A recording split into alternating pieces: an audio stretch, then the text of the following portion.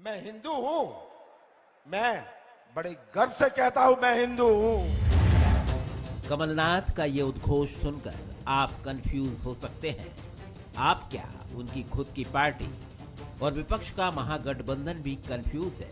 पहले तो अपने गढ़ छिंदवाड़ा में बीजेपी के करीबी माने जाने वाले धीरेन्द्र शास्त्री की ऐतिहासिक कथा करवाना और फिर बेबाकी से ये कहना कि भारत तो पहले से ही हिंदू राष्ट्र है।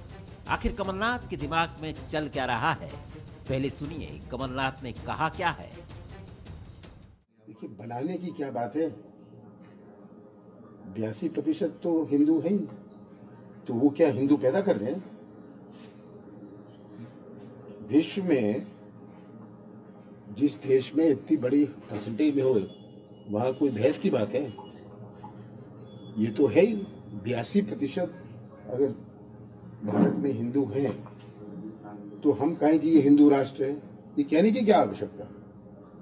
ये तो आंकड़े बताते हैं। छिंदवाड़ा में धीरेन्द्र शास्त्री की कथा के सियासी मायने तो हैं ही, लेकिन ये कई कयासों को भी जन्म दे गई है।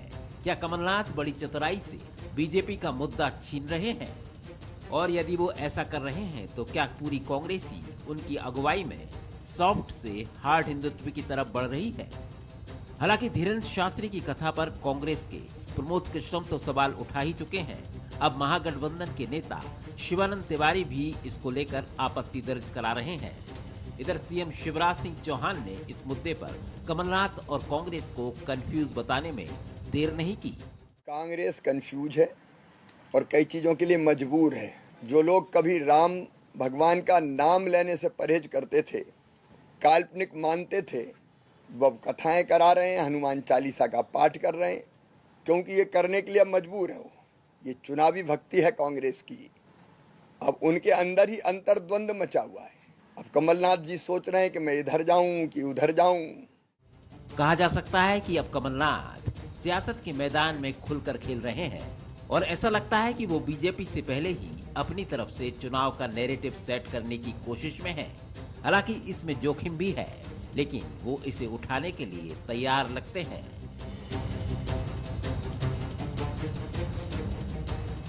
सवाल नंबर 1, क्या बीजेपी से मुद्दा चुराकर कांग्रेस उसे कंफ्यूज करना चाहती है? सवाल नंबर 2, क्या कमलनाथ का ये जोखिम कांग्रेस के लिए मुसीबत भी बन सकता है? सवाल नंबर 3, क्या कांग्रेस कमलनाथ के जरिए हिंदू राष्ट्र की नई लाइन तैयार करना चाहती है? नमस्कार, मैं हूं शरद द्विवेदी और आज का हमारा मुद्दा है मैं हिंदू हूं। और बड़ी दिलचस्प बात यह है कि कुछ यही बात बागेश्वर धाम से जुड़े हुए धीरेन्द्र कृष्ण शास्त्री भी कहते हैं कि जहां हिंदुओं की आबादी, बहुसंख्यकों की आबादी का प्रतिशत 80% से ज़्यादा है, उसको वो तो है ही हिंदू राष्ट्र। कमलनाथ जी भी वही बात कह रहे हैं। और बात सिर्फ धीरेन्द्र कृष्ण शास्त्री की नहीं है। 5 से 9 सितंबर तक पंडित प्रदीप मिश्र भी वहां पहुंच रहे हैं। तो दिव्य कथा के बाद छिंदवाड़ा में प्रभु कथा भी होने जा रही है, 5 दिवसीय प्रभु कथा। और ये कथा बिल्कुल ठीक उस समय होगी जब चुनाव अपने चरम को प्राप्त कर रहा होगा, क्योंकि अक्टूबर के पहले या दूसरे सप्ताह में आचार संहिता प्रभावशील हो जाएगी और नवंबर के दूसरे या तीसरे सप्ताह तक चुनाव की प्रक्रिया संपन्न हो जाएगी और 5 दिसंबर तक सरकार का गठन हो जाएगा। तो सितंबर में प्रभु कथा, उसके पहले दिव्य कथा और हिंदू राष्ट्र की बात, और उसको लेकर शिवानंद जी और नेता प्रतिपक्ष मध्य प्रदेश के गोविंद सिंह जी, लेकिन सब बड़ी चतुराई से अपनी बात कह रहे हैं। कथा कराने में हर्ज नहीं है, गोविंद सिंह जी का बयान है। हाँ, कथा के जरिए वोट मांगने में हर्ज है। तो वोट मांगने के लिए इशारा किधर कर दिया? अपनी प्रतिपक्षी प्रतिद्वंदी पार्टी की तरफ। आपकी कथा वोट मांगने के लिए नहीं है, ऐसा भी दलील दी जा सकती है। और ये तमाम बातें बताती हैं कि कांग्रेस अब खुलकर बैटिंग करने के लिए मैदान में उतर चुकी है और उसने उस तथाकथित संकोच और परहेज को पीछे छोड़ दिया है जिसके लिए कभी उसकी आलोचना होती थी या इलेक्ट्रल पॉलिटिक्स में उसे इसकी कीमत चुकानी पड़ती थी, नुकसान उठाना पड़ता था। आज इसी पर हम बात करेंगे। जो मेहमान हमारे साथ हैं उनसे मिल लीजिए। हमारे साथ हैं डॉक्टर हितेश वाजपेयी, पूर्व अध्यक्ष हैं नागरिक आपूर्ति निगम के और इलेक्शन स्ट्रैटेजिस्ट हैं बीजेपी के। बहुत स्वागत करता हूं डॉक्टर साहब। अवनीश बुंदेला जी हैं, उपाध्यक्ष हैं कांग्रेस मीडिया विभाग के, वो भी चुनावी स्ट्रैटेजिस्ट आप बेहिचक कह सकते हैं, मीडिया डिपार्टमेंट से चुनावी गतिविधियों पर निगाह। मनोज सैनी है हमारे एग्जीक्यूटिव एडिटर। अवनीश जी के साथ उनका भी स्वागत। मनोज, पहली टिप्पणी आपकी, फिर राजनीतिक मित्रों की तरफ बढ़ते हैं जी। देखिए शरद जी, अब ये तो साफ हो गया कि 2023 का चुनाव हिंदुत्व की तरफ बढ़ चला है, क्योंकि मैं हिंदू हूं, ये कमलनाथ ने कहा है। और हिंदू कहने में कोई गर्व भी महसूस किया, उन्होंने कहा हाँ मैं गर्व से कहता हूं, लेकिन कई बार करते रहे। पर 2023 चुनाव से ठीक पहले जिस लाइन की जरूरत हमें लगता है कि भारतीय जनता पार्टी भी यही चाहती होगी, किसी तरह हिंदुत्व की तरफ ये मुद्दा आ जाए, तो अब बहस दूसरी तरफ होने लगेगी। अब वो पुराने तमाम तरह के विजुअल्स निकलेंगे, बयान निकलेंगे कि पहले आपने क्या कहा, आपने क्या कहा। लेकिन बहुत साफ गोई, बहुत चतुराई के साथ कांग्रेस ने कम से कम ये तो बता दिया कि अब 82% लोग, जैसा कमलनाथ कह रहे हैं, उनको पीछे नहीं छोड़ा जा सकता, उनके साथ बढ़ने की जरूरत है। और चुनाव में यदि आगे जीतना है, बढ़ना है, तो फिर इस तरफ जाना होगा। 92 जब यात्रा शुरू हुई अयोध्या को लेकर, उसके बाद से जिस तरह की स्थितियां देश के भीतर देखने को मिली, कई बार कांग्रेस पर आरोप प्रत्यारोप इस बात को लेकर लगते रहे, चाहे वो मंदिर की बात हो या फिर हम कहें कि जिस सेतु की बात कही जाती रही उसको लेकर आरोप लगाते रहे। पर अब क्या करेगी भारतीय जनता पार्टी, क्योंकि वो तो खुलकर कह रहे हैं कि हम हिंदू है, 82% लोग हैं, तो हिंदू राष्ट्र नहीं कहेंगे तो क्या कहेंगे। तो मुझे लगता है दोनों तरफ चैलेंज है। एक तो ये कि क्या इस राह पर कांग्रेस आगे चलेगी, उनके लोग साथ देंगे, जैसे प्रमोद कृष्णन ने सवाल खड़े कर दिए। डॉक्टर गोविंद सिंह ने ढके छुपे अंदाज में कुछ कहा, लेकिन इशारा तो कुछ और ही था। अब भारतीय जनता पार्टी के सामने चुनौती यह है कि यदि वो हिंदुत्व के मुद्दे को लेकर आगे बढ़ेंगे तो फिर बीजेपी के पास क्या रह जाएगा। पर इतना जरूर तय है कि फिर बात भरोसे पर टिक जाएगी कि हिंदू कौन, बीजेपी या कांग्रेस। ये बड़ा सवाल है। डॉक्टर वाजपेयी, आप किस तरह देखते हैं कांग्रेस के इस हिंदू प्रेम को? और बीजेपी कहती रही है चुनावी हिंदू हैं, डॉक्टर नरोत्तम मिश्रा जी ने कहा इच्छाधारी हिंदू हैं, तमाम बातें कही गई बहरहाल। लेकिन ये अब तक का सबसे देश में, हम सब कह सकते हैं समीक्षक, मीडिया से जुड़े हुए हम लोग, कि ये कांग्रेस का पहला बहुत साफ, स्पष्ट और खुलेआम दिया गया स्टेटमेंट है जी। मैं इसको ऐसे मानता हूं शरद जी की एक बहुत रोचक पल है जी राजनीति का, और जो कई लोगों को भौचक भी कर रहा है जी, राजनीतिक विश्लेषकों को। और मैं आज कोई कयास नहीं लगाना चाहूंगा, क्योंकि जब भी राम कथा होती है तो हम भी उसको बहुत ध्यान से सुनते हैं। और मैं कमलनाथ जी को विद्वान मानता हूं, हमेशा आपके सामने इस बात को स्वीकार भी कर चुका हूं मैं। और इसीलिए, और जब व्यासपीठ पर वहाँ पर कथावाचक आचार्य धीरेन्द्र शास्त्री बैठे हों, तो क्यों ना उनके मुख से व्याख्या सुन ली जाए, ऐसा मैंने सोचा। तो आज उनकी कथा सुनी तो उसके कुछ अंश मैं आपको बता देता हूं, जिसमें आपको, दर्शकों को, आपके सारे राजनीतिक सवालों के जवाब भी मिल जाएंगे। और बड़े रोचक अंदाज में उन्होंने लंका का दृश्य प्रस्तुत किया कि देखिए, जब हनुमान वहाँ पहुँचे, भगवान हनुमान, तो उन्होंने बड़े व्याख्या करी कि रावण भी विद्वान था, लंका रावण की थी, दिया रावण का था, बाती रावण की थी, तेल रावण का था, लेकिन काम जो हुआ वहाँ जय श्री राम का हुआ। तो ये बड़ी रोचक बात उन्होंने कही है, और कमलनाथ जी मुस्कुरा दिए। तो साहब, छिंदवाड़ा कमलनाथ जी का है, दिया भी कमलनाथ जी का यजमान है, वो आयोजन कमलनाथ जी का है, पांडाल जो है कमलनाथ जी का है। लेकिन मैं राजनीतिक बात नहीं करूंगा, कथा तो श्री राम की है साहब। और कथा जब श्री राम की हो तो ये तो हमारा ही काम है ना सर। तो जब हमारा काम हो रहा है तो हम कमलनाथ जी को दोषी क्यों माने। मुझे वो 13 फरवरी का वक्तव्य याद है, शरद जी शायद आप भी वहाँ पर थे छतरपुर में जब महोत्सव चल रहा था। कमलनाथ जी भी मिलने पहुँचे थे, और जब उनसे पत्रकारों ने पूछा कि आचार्य धीरेन्द्र शास्त्री जी हिंदू राष्ट्र के, हिंदुत्व के ध्वजवाहक हैं, प्रवर्तक हैं, समर्थक हैं, तो उन्होंने तपाक से जवाब दिया था, ये क्या होता है, देश संविधान से चलता है। और शायद उसके बाद चलते चलते आज का उनका वक्तव्य बेहद स्वागत योग्य है कि वे हिंदू राष्ट्र को स्वीकार करते हैं और उसको किसी पंथ या संप्रदाय से जोड़कर नहीं देखते, ना किसी के विरोध में देखते हैं, जो हम कहते आए हैं शरद जी। ये तो सबको साथ लेने की विचारधारा है, और मैं कमलनाथ जी के इस व्यापक जो हृदय परिवर्तन है उसका स्वागत करता हूँ। ये तो द्वार है जो खुला है, अब देखना है, चलता यात्री है सर, लेकिन तो हमें देखना है यात्री किस ओर आ रहा है। अभी तो श्री राम की ओर ही आता दिख रहा है, इसीलिए स्वागत है। ऐसा वक्तव्य तो मुझे ध्यान नहीं आता, अगर हो तो मुझे 13 फरवरी तो नहीं ये इसकी नहीं कर रहा मैं जिक्र कि मुझे बीजेपी का भी किसी बड़े नेता का ऐसा वक्तव्य ध्यान नहीं आता कि 82% हिंदू जिस देश में हो उसे आप क्या कहेंगे, एग्जैक्टली घोषित करने की क्या जरूरत है। तो मैं कमलनाथ जी को आज वाकई में कमल का नाथ मानता हूँ, और मैंने विद्वान कहा उन्हें, और उनके इस हृदय परिवर्तन का इसीलिए स्वागत किया, और हम हिंदुत्व को बहुत सकारात्मक रूप से लेते हैं। अब एक और व्याख्या बता दूं तो 1 साल पहले की घटना जयपुर की है सर। जयपुर में सभा हुई थी महंगाई के विरोध में, और आपको ध्यान हो राहुल गांधी बड़े मंच से बड़ी विवादित बात कह गए थे कि मैं हिंदुत्ववादियों पर विश्वास नहीं करता। तो मुझे लगता है राहुल जी को सोचना चाहिए कि आज उनके एक बड़े नेता हिंदुत्व की ओर बढ़ चले हैं। बड़े दार्शनिक और रहस्यवादी तरीके से डॉक्टर हितेश वाजपेयी बिना तोड़े तथ्य बीजेपी की तरफ से ये कह गए हैं बुंदेला साहब कि काम तो हमारा ही हो रहा है। राम का सर, राम हाँ, मतलब राम के अनुयायी अपने को बताते हुए कि हम तो राम के अन्यन्य अनुयायी हैं, यानी कि राम के प्रिय भक्तों में हम अपने को, या सबसे सर्वाधिक भक्ति भी कह लीजिए, ये तो अहंकार की तरफ चला जाएगा। लेकिन उनका कहना है कि अच्छा है, राम का काम हो रहा है, तो इससे बढ़िया कुछ नहीं है। बहुत कुछ रहस्यदर्शी तरीके से कहा है। अब आप क्या रिएक्ट करते हैं इस पे? देखिए शरद जी, सबसे खास बात है भारतीय जनता पार्टी की कि उसको एक बहुत बड़ी गलतफहमी है कि उसके पास हिंदुत्व की कुछ ठेकेदारी है या जमींदारी है, तो इस तरह की बात है। अब कि कोई भी हिंदू हो, बार बार एक ही बात कही जाती कि हिंदू धर्म का प्रचार प्रसार होना चाहिए। तो अगर आज हिंदू धर्म का प्रचार प्रसार बढ़ रहा है, भाजपा को तकलीफ क्यों है?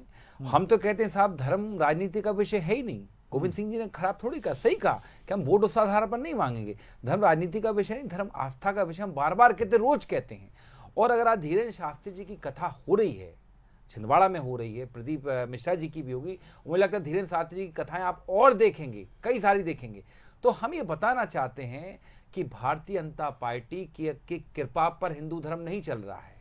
ये कहते हैं, आज कहते हिंदुत्व खतरे में। शरद जी, 70 साल से तो हिंदुत्व खतरे में नहीं था। आज अब ये है तो हिंदुत्व खतरे में क्यों है, मुझे बताएं। इनके कई नेता कहते हैं हिंदुत्व खतरे में।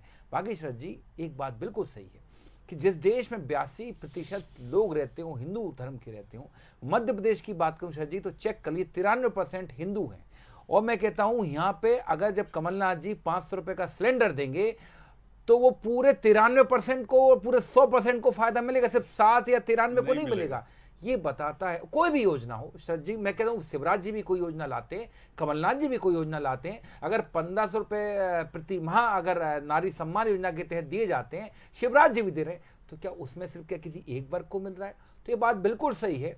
जिस देश में या जिस प्रदेश में 93% लोग एक धर्म के रहते हो, तो घोषित करने की आवश्यकता क्या है? मध्य प्रदेश भी हिंदू मध्य प्रदेश हुआ फिर। मैं वही कह रहा हूं जी, ये बेसिकली बीजेपी का एक प्रोपेगेंडा है, ये बीजेपी का एक प्रोपेगेंडा है। और जहां तक बात है, देखिए सर जी, इनके ही एक मोहन भागवत जी ने कहा था कि देश में रहने वाला हर व्यक्ति सनातनी है। कोई भी व्यक्ति, किसी भी धर्म का, किसी संप्रदाय का सनातनी है।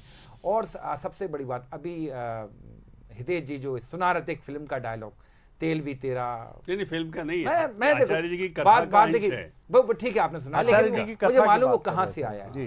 मनोज मुत्तेश्वर जो बड़े ही चाहते हैं मोदी जी के, उन्होंने मालूम सर जी कहा था कि मैंने जानबूझ के डायलॉग, आचार्य जी के श्रीमुख से मैं सीधे सवाल पर आता हूं। अवनीश जी, आप बहुत विद्वान और बहुत बेबाकी से, मैं सर बड़ी अच्छी बात बता रहा था, अपनी बात कहते हैं सर। ये जो काल्पनिक की बात कही जाती है, मनोज मुत्तेश्वर ने कहा था कि आचार्य जी का अपमान है, आप ऐसा मैंने जानबूझ के इस तरह के डायलॉग डाली। मनोज मुत्तेश्वर ने कहा था ताकि युवा कनेक्ट हो पाए। तो मेरा सवाल है भाजपा के लोगों से, क्या काल्पनिक डायलॉग लिख के क्या आगे और रामायण बनेगी? काल्पनिक कह रहे हैं, हम फिल्म पर नहीं बात कर रहे हैं। एक अलग बात, धीरेन्द्र शास्त्री जी का वक्तव्य कमलनाथ जी के समक्ष काल्पनिक है। देखिए ये सारी बातें हितेश जी, रिकॉर्डिंग आप लोग सिर्फ इसलिए कर रहे हैं क्योंकि ताकि मूल मुद्दों से ध्यान भटक जाए। आज ही प्राथमिक शिक्षक बैठे सिर मुंडवाकर, इस तरफ से ध्यान भटक जाए। रोज जो आदिवासियों के साथ अत्याचार बलात्कार, इस तरफ से ध्यान भटक जाए। अरे भैया, अगर कथा हो रही, आप भी जाके धर्म लाभ लीजिए। आपके नेता भी कथा कराते, अभी जबलपुर में भी कथा हुई थी। ऐसा प्रचार ठोके जी, ये मत करें, ऐसा प्रचार ठोके जी, तेल रावण का, हाँ, बाती तो क्या रावण की, कपड़े भी रावण के, लंका भी रावण सर जी, ये एडवर्टाइजमेंट डिबेट के अंदर दूसरी चलिए डिबेट- चलिए डॉक्टर मतलब ये रिकॉर्डिंग आपने मुझे अपनी लगता बात है कह ये- दी, आपकी ये- बात आ गई, रिकॉर्ड में भी मुझे आ गई। लगता अब है, आपकी सर जी, बात ये आपकी बात आपने आपके- बता भी आपके दिया कि प्लेटफॉर्म आप का- कमलनाथ जी के जी। समक्ष हाँ, कथा हाँ, का चित्र हाँ है। उनके समक्ष कहा उन्होंने। मेरे कहने का इसको मतलब है ये डिनाई कर रहे हैं। मेरे नहीं, कहने deny का नहीं कर मतलब रहे ये हैं, चीज dilute आई कर कहाँ रहे से? हैं। ये चीज आई कहाँ से सबको मालूम है, आदि पुरुष से कमलनाथ आई जी है। को नहीं पता है। जी हितेश जी प्लीज, मैं आपके स्पीच में बिल्कुल नहीं हूँ। नहीं सुन नहीं, लीजिए। अगर आप ऐसे करेंगे तो मुझे अगली बार मुझे भी आपको डिस्ट्रैक्ट नहीं करना नहीं पड़ेगा। नहीं, नहीं ये उसकी गलत तरफ है। ना जाए। नहीं नहीं आप बोलिए। ये गलत है। और मुझे लग रहा है सर कि जी शायद- मेरी बात नहीं आ पाई। बोलिए बोलिए। हितेश जी नहीं नहीं आप 2 मिनट और लीजिए, लेकिन ये कथानक मैंने हाँ, सीधा रखा, पूरी जी, जी। रिकॉर्डिंग है मेरे पास। देखिए, कोई भी संत हो, कोई भी गुरु हो, हम ये मानते हैं संत या गुरु जो बोल रहा है उसकी वाणी है, उसका हम स्वागत करते हैं। वहाँ कई सारे हजारों लोग बैठ के धर्म लाभ ले रहे हैं। हम तो कह रहे हैं ना शरद जी, क्या भाजपा के नेताओं ने कथाएं नहीं कराई? क्या आगे नहीं कराएंगे? तो क्या शरद जी हम इनके स्तर पर गिर जाएं क्या? इनकी कथाओं में मीन मेख निकालने पड़े क्या? निकालने लगे तो ये कहीं ना कहीं हिंदू धर्म का नुकसान करने वाले कौन लोग हैं? शरद जी आप मुझे जवाब दें। अगर किसी की कथा हो रही है, और जहां तक कमलनाथ जी की बात है, तो कमलनाथ जी 2010 में सिमरिया में जहां हनुमान जी की प्रतिमा स्थापित है वो 2010 में हो चुकी है, जरा पता करें। और मुझे लगता है इस तरह की राजनीति से बचना चाहिए शरद जी हमको। चलिए। जिस तरह से राजनीति हो रही है, अगर आज कथा हो रही है तो भाजपा के पेट में दर्द क्यों है? कहाँ हो रहा है साहब? साहब आप रिकॉर्डिंग लेकर आए हैं हितेश नहीं जी, वो तो दूसरा विषय था। रिकॉर्डिंग लेकर आए अवनीश जी, हैं, लेकिन ये मेरा बताता सवाल है कि है आप अवनीश जी, नकारात्मकता की ओर ले अवनीश जा रहे जी, हैं कमलनाथ जी इसको। को विद्वान आपके कहा। आपके नेता जो हैं वो बहुत साहस से, देखिए मैं फिर हमारे कहूंगा, नेता स्पष्ट कहते हैं, हाँ स्पष्ट आप कहते क्यों हैं कि झिझक मैं रहे हैं? हिंदू हूं, फिर बेवकूफ आप नहीं क्यों हूं। झिझक रहे हैं? बिल्कुल, उन्होंने हमारे बीजेपी नेता से स्पष्ट कोई कहते तुलना हैं। नहीं की, और शरद जी, उन्होंने मैं कुछ भी नहीं गर्व से कहा कि कहता हूं मैं हिंदुत्व का हिंदू हूं, ठेका। बेवकूफ नहीं हूं। हाँ मैं भी कहता हूं जी। कि मैं हिंदू हूं, बेवकूफ नहीं हूं, क्योंकि जी। भारतीय जनता पार्टी के कौन कह हमको रहा है? सर्टिफिकेट की आवश्यकता नहीं है। सर मैंने और कुछ मैं नहीं कह रहा कहा हूं, है सर। अगर धीरेन्द्र शास्त्री जी की कथा हो रही तो भारतीय जनता पार्टी के पेट में दर्द फिर क्यों? बस वही गिरा है, है। मेरा तो अच्छा है बिल्कुल, पेट, सर, अरे कोई बिल्कुल है बात साहब, डॉक्टर साहब पेट मनोज में मैं दर्द आपकी तो है। तरफ जी, आता हूँ, जी। मैं आपकी तरफ मैंने आता तो हूँ। विद्वान कहा देखिए शरद कमलनाथ एक जी भी ने नकारात्मक वक्तव्य नहीं है। कमलनाथ जी ने इस पूरे आयोजन का जैसा प्रतीत होता है कि उन्होंने एक मैसेजिंग के जरिए अपनी बात मासेस तक पहुंचाने का एक मंच की तरह इसका उपयोग किया, और उन्होंने इसमें जैसा उनका स्वभाव है, जैसी उनकी आदत है, उन्होंने कोई विवाद इस तरह का उत्पन्न करने की कोशिश नहीं की। और देखिए उनका वक्तव्य भी मैं फिर कहूँगा कि उसकी तरफ फिर आप गौर करिए। उन्होंने कहा 82% हैं, लेकिन उसके साथ उन्होंने जोड़ा था कि भाई देश सेक्युलर है, सेक्युलरिज्म की बात है, सर्वधर्म सद्भाव जिसकी बात हम करते हैं, यहाँ सभी धर्मों का सम्मान है, भले ही कोई 82, और ये हमारा महान लोकतंत्र 75 वर्षों से इसी को तो बता रहा है कि आप सर्वधर्म सद्भाव को लेकर चल रहे हैं। हमने पाकिस्तान की तरह धर्म के आधार पर राज्य की मांग तो न 1947 में की, न 2023 में कर रहे हैं।